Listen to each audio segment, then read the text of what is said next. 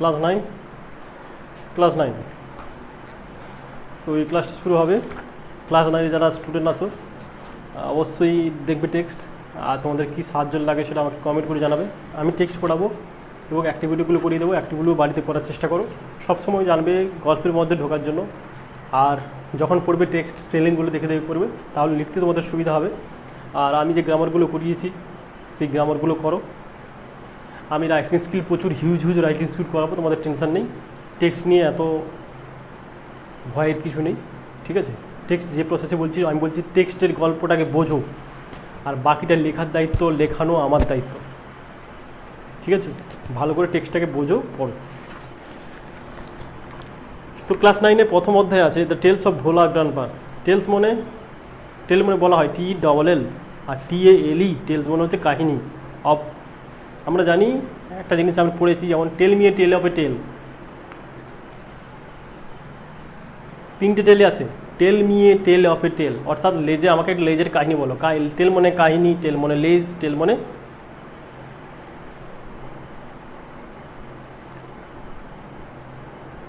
গল্প, ঠিক আছে? আচ্ছা দেখা যাক কী লিখেছে মনোজ দাস। তো মনোজ দাস সম্বন্ধে আমরা একটু জেনে নেবো, অবশ্যই জানা দরকার, প্রত্যেকেরই জানা দরকার। ওনাদের পারিশ্রমিকের মূল্য আমরা তো কোনোদিন দিতে পারবো না, ঠিক আছে? Writer who writes on Odia and English. কিছু ভাষা লিখতেন, ইংলিশ ভাষা এবং উড়িয়া ভাষা লিখতেন। He has return many novels. তিনি কী লিখেছেন? অনেক প্রবন্ধ লিখেছেন, শর্ট স্টোরি, ছোটো গল্প লিখেছেন, কবিতা লিখেছেন, ট্রাভেলগ অর্থাৎ ভ্রমণ কাহিনী লিখেছেন, আর্টিকেলস খসড়া লিখেছেন, and history and culture. History মানে অতীত, এবং কালচার আমাদের যে রিলিজিয়ান, যে কালচার মানে কি আমাদের সংস্কৃতি, এটা সম্বন্ধে লিখেছেন। The text and edited version of দাসের শর্ট স্টোরি। এই গল্পটা কোথেকে নেওয়া হয়েছে? দাসের ছোটো গল্প থেকে। হুইচ ইজ ন্যারেটেড ভোলার গ্র্যান্ডপাস হিলারিয়াস অ্যাডভেঞ্চার, ঠিক আছে? অ্যাডভেঞ্চার মানে অলৌকিকতা, এখানে যে জিনিসগুলো ঘটেছে।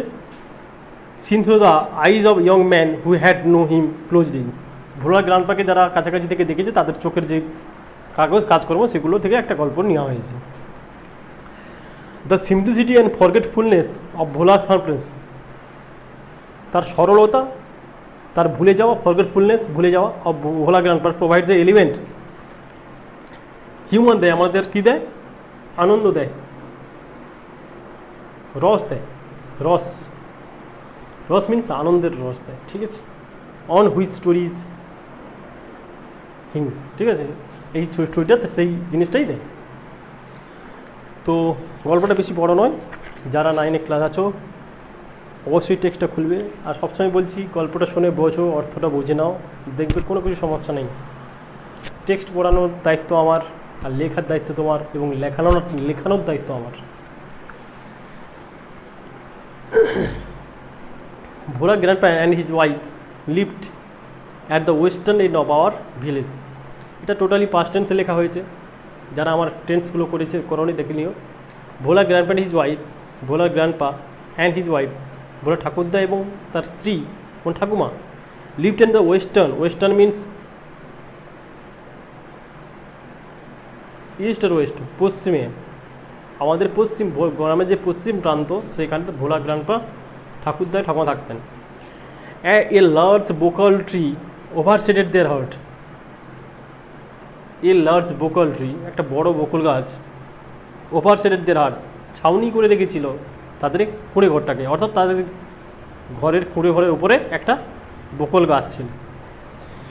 In the bakul tree lived a small troop of monkeys. In the bakul trees, ওই বকুল গাছে lived a small troop of monkeys.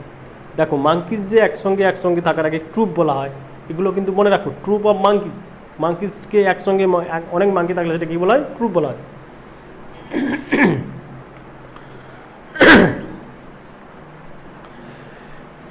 Bhola grandpa and his wife did not mind ইট।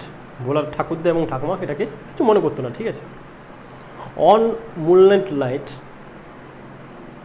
জ্যোৎস্নালোকিত রাত্রিবেলায়, we are returning from the festival. দেখো এই tense কিন্তু এখানে আছে past continuous tense.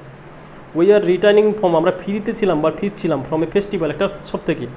The road was long and foggy, রাস্তাটা ছিল কি বড় লম্বা অ্যান্ড ফগি মানে কি কুয়াশাচ্ছন্ন। I was riding on the village chowkidar shoulder. আমি কে? লেখক মিন্স মনোজ দত্ত। কোথায় বলছি? মনোজ দাস কোথায় ছিল? ভিলেজ চৌকিদার শোল্ডার, গ্রামের যে চৌকিদার তার কাঁধের উপরে আসছিল। Suddenly Bhola grandpa let out a loud wail. হঠাৎ করে ভোলা গ্রান্ডপা একটা গুঙ্গানির আওয়াজ হলো, একটা জোরে চিৎকার করে উঠলো। Every one in our party was surprise. আমরা যে সবাই এসেছিলাম কী হয়ে গেলাম? হতবাক হয়ে গেলাম। উই হল্টেড, আমরা থেমে গেলাম। হল্টেড, হল্টেড শব্দটা আমরা ট্রেনের দিতে পাই বিশেষ করে। হল্টেড, ট্রেনের হল্ট করে তাকে বলে হল্টেড, মানে থেমে যাওয়া। এনকোয়ারি রিভেলড, এনকোয়ারি করতে গিয়ে অর্থাৎ অনুসন্ধান করতে গিয়ে, রিভেল দ্যাট আমরা খুঁজে পেলাম that Bhola grandpa had taken his grandson to the festival. যে ভোলা গ্র্যান্ডপা তার গ্র্যান্ডসন মানে নাতিকে নিয়ে কোথায় গিয়েছিল? ফেস্টিভ্যালে গিয়েছিল, মানে উৎসবে। He had tightly held on the two fingers on the baby. সে দুই আঙুল কিন্তু ভালো করে ধরে রেখেছিল। He did not realise when this finger slipped out. সে বুঝতে পারেনি যে দুটো আঙুল কখন বেরিয়ে গেছে। ভোলার grandpa was continuing as before. ভোলার গ্র্যান্ডপা কিন্তু এটা আগেও করেছে। Then someone asked Bhola grandpa what he was grieving. কেউ একজন বলল, তাহলে এতক্ষণ সে যে দুটো তার নাতিটির আঙুল ছেড়ে দিয়েছে, তাহলে কী ধরে আসছে এতক্ষণ ধরে? He remembered his grandson and let out a loud wail. He remembered his grandson, সে কাকে স্মরণ করলো? তার নাতিকে। And let out a loud wail, একটা বড় জোরে চিৎকার করে উঠলো। My father chose to serve eight man. আমার বাবা সবসময় কি লোক নেয়? যার তীক্ষ্ণ চোখ আছে সেই ধরনের লোককে নিয়ে কোথায় যায়? উৎসবে যায়। To go back the with Bhola grandpa to festival. তীক্ষ্ণ চোখ যাদের আছে তাদেরকে নিয়ে আমার ঠাকুরদা কী হলো যে তার নাতিকে খোঁজার জন্য গেল। The grandson was found before the long. অনেক চেষ্টার পর তার নাতিকে পাওয়া গেল। কি হয়েছে? কি অবস্থায় আছে? He had taken a cosy shelter. সে একটা সুন্দর একটা আশ্রয়, আন্ডার এ কাউজ বেলি। একটা কোথায় শুয়ে আছে? কোথায় বসে আছে? সে একটা গরুর পেটের তলায় বসে আছে। কে? ভোলার গ্র্যান্ডপা, মানে ভোলার যে ঠাকুরদার নাতি।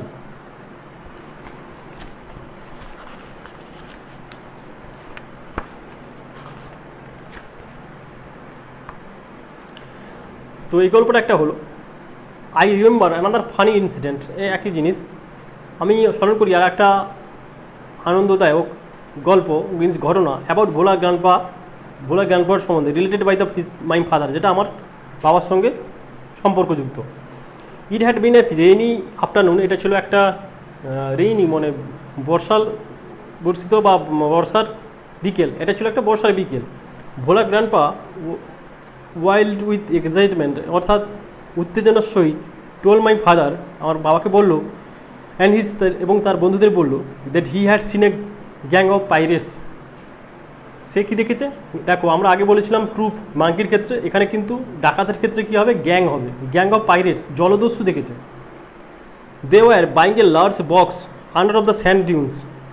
তারা একটা কী করেছিল? বিয়ারিং মানে কি? বিয়ারিং মানে হচ্ছে কি? কবর দেওয়া। দেয়ার কবর দেওয়া, এখানে কবরে হবে না, তারা গার্ড ছিল। লার্জ বক্স, এটা বড় বাক্স, under on the sand dunes. কোথায়? সেই যে বালি আছে, বালি যে উঁচু হয়ে যে বালি থাকে সেই জায়গায় তারা সেটাকে কেটেছিল। On the sea shore by the village, ওই যে সমুদ্র আছে, সমুদ্রের ভিলেজের পাশে যে সমুদ্র, তার যে বালির তট আছে, সেই তটে তারা কী করেছিল? সেই জলদস্যুরা একটা বাক্স নিয়ে গেড়ে দিয়েছিল। At once father and his friend, সঙ্গে সঙ্গেই আমার বাবা এবং তার বন্ধুরা started looking for. Look for এখানে কিন্তু ফেজাল ভাব। লুক ফর মানে খোঁজা, দ্য হিডেন ট্রেজারি। মনে হিডেন ট্রেজারি মানে কি? ট্রেজারি মানে হচ্ছে কি? সম্পদ। হিডেন মানে গোপন সম্পদ। Everything past on the night. ওইখানে সব সারাত্রি কেটে গেল। মুনলাইট কেমিং থ্রু দ্য ক্লাউডস, চাঁদ বেরিয়ে এলো আকাশ ফুঁড়ে, অর্থাৎ আকাশের ভিতর থেকে। এ প্যাক অফ জ্যাকেল, দেখো আবার কিন্তু একটা পাওয়া গেছে। জ্যাকেলসকে বলা হয় একসঙ্গে থাকলে কী বলা হয়? প্যাকে, প্যাক, পিএসিকে প্যাক মানে এক জ্যাকেল, একসঙ্গে অনেকগুলোকে বলা হয় প্যাক। ওয়ার হাউলিং, অর্থাৎ তারা ডাকছিল। It was past midnight, মধ্যরাত্রি পেরিয়ে গেল। At this point of time, ওই সময় ভোলা গ্র্যান্ডপা কনফেসড, স্বীকার করলো that there was no real treasury, সেখানে কোনো সম্পদ নেই, সত্যিকারের কোনো সম্পদ নেই। ইট ওয়াজ অল এ ড্রিম, এটা ছিল তার একটা স্বপ্ন, which he had during his mid night nap, অর্থাৎ সেই দিনের বেলায় একটা যে স্বপ্ন দেখেছিল সেই গল্পটা তার মনে পড়ে গেছিল। Once Bhola grandpa had a great adventure, once একদা Bhola grandpa had a great adventure, একটা ভালো অলৌকিক গল্প ছিল ইন সুন্দরবনের। In those days royal Bengal tiger freely roamed in the dense jungle in the Sundarban, ওই সব দিনে royal Bengal tiger freely roamed, ঘুরে বেড়াতো, রোমড মানে ঘুরে বেড়ানো, ইন দ্য ডেন্স মানে ঘন জঙ্গলে, ইন সুন্দরবনের। People took care to move about the groups particularly after sundown, people took care অর্থাৎ মানুষেরা কী করতো, এটাকে তারা কী করতো, একসঙ্গে অনেকজন মিলে গ্রুপ করে ঘুরে বেড়াতো, পার্টিকুলারলি আফটার সানডাউন অর্থাৎ সূর্য অস্ত যাওয়ার পরে। One evening Bhola grandpa was returning from the weekly market, একদিন সন্ধ্যাবেলা ভোলা গ্র্যান্ডপা ওয়াজ রিটার্নিং, ফিরছিল, ফ্রম উইকলি মানে সাপ্তাহিক যে তার বাজার, সেখান থেকে ফিরছিল। সাডেনলি হঠাৎ a distance of about 5 years behind him, 5 foot দূর থেকে, he heard a growl of royal Bengal tiger, সে শুনতে পেল রয়্যাল বেঙ্গল টাইগারের ডাক। Bhola grandpa turn and found that the barricades of the tiger on this face, দেখতে পেল যে একটা বাঘ তার দিকে একদৃষ্টে তাকিয়ে আছে। Bhola grandpa instantly climb of the tree nearby banyan tree, Bhola পাখির সঙ্গে সঙ্গে তৎক্ষণাৎ কী বললো, একটা বট গাছের উপর উঠে পড়লো, banyan tree. The tiger road, চিৎকার শুরু করলো, অ্যান্ড সার্কেল দ্য ট্রি, চারদিকে গাছের চারদিকে ঘুরতে থাকলো, অ্যাবাউট দ্য 100 times, 100 বার ঘুরতে থাকলো। Then it settle down under the bush of without taking its eyes off him, তারপর সে একটা ঝোপে গিয়ে বসে গেল, সেই বাঘটা কার দিকে তাকিয়ে, ভোলা গ্র্যান্ডপার দিকে তাকিয়ে বসে গেল। উইথ নাইট ফল, রাত্রি পরে, the forest গ্রিউ dark and silent, যখন রাত্রি নেমে এলো, ফরেস্ট গ্রিউ কী হলো, ডার্ক এবং সাইলেন্ট, চারদিকে নিস্তব্ধতা এবং কী হয়ে গেল, অন্ধকার হয়ে গেল। Bhola grandpa could hear the tiger beating its tail on the dry leaves, Bhola grandpa শুনতে পেল বাঘটা আঘাত করছে কোথায়, পাতায়, ঝরে থাকা পাতার উপরে দিয়ে, শুকনো পাতার উপরে আঘাত করছে। আওয়ার পাস, তারপর ঘন্টার পর ঘন্টা কেটে গেল। Dawn broke with cooing of doves, ভোর হয়ে এলো কার শব্দে, কুইং ইন দ্য ডাবস, ঘুঘু পাখির শব্দে, ঘুঘু পাখির ডাকে। ভোলা গ্র্যান্ডপা কেম ডাউন, নেমে এলো। There was a group of men on the mound on the little away, কিছু মানুষ একটা ঢিপির উপর বসে আছে, Bhola pa climbed the mound and requested, ওই ঢিপির উপর উঠলো Bhola grandpa, and request to the first man, প্রথম যে লোকটাকে পেলো সে কোশ্চেন করলো, অনুরোধ করলো, he saw for some water to drink, কিছু জল খাবে। The man had seen the tiger waiting,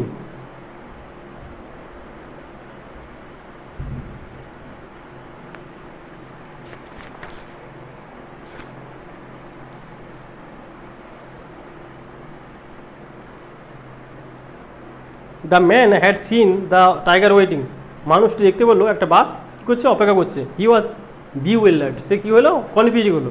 what is your secret that you simply walk past the hungry beast and it did not nothing, সে মানুষটি ভোলা গ্র্যান্ডপাকে বলল,